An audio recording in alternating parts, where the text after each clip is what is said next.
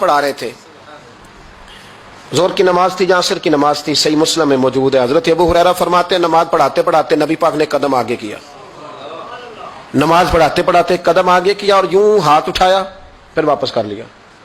اب نماز پڑھ کے نا تو سلام پھیرا تو صحابہ عرض کرنے لگے یا رسول اللہ صلی اللہ علیہ وسلم وہ نماز میں پیر بھی آگے کیا تو ہاتھ بھی اٹھایا، تو وجہ کیا تھی؟ اب پہلا سوال تو یہ ہے کہ آپ لوگ نماز پڑھ رہے تھے یا حضور کو دیکھ رہے تھے؟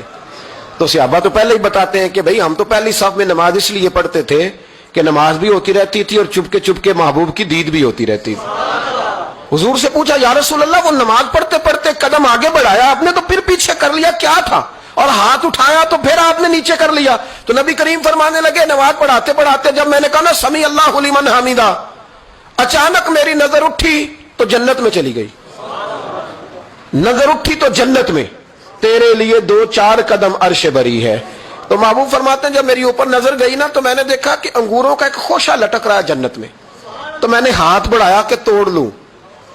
حضور کھڑے ہیں مسجد نبوی میں اور فرماتے ہیں کہ میں یہاں کھڑے ہو کے ہاتھ اونچا کروں تو میرا جنت تک پہنچ جاتا ہے۔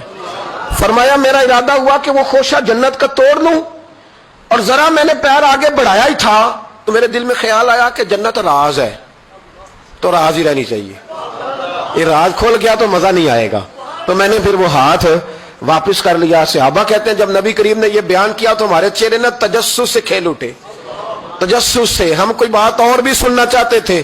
تو محبوب فرمانے لگے اگر میں وہ خوشہ توڑ کے لے آتا اور تمہیں دے دیتا تم قیامت تک بھی کھاتے رہتے تو تم سے ختم نہیں ہونا تھا۔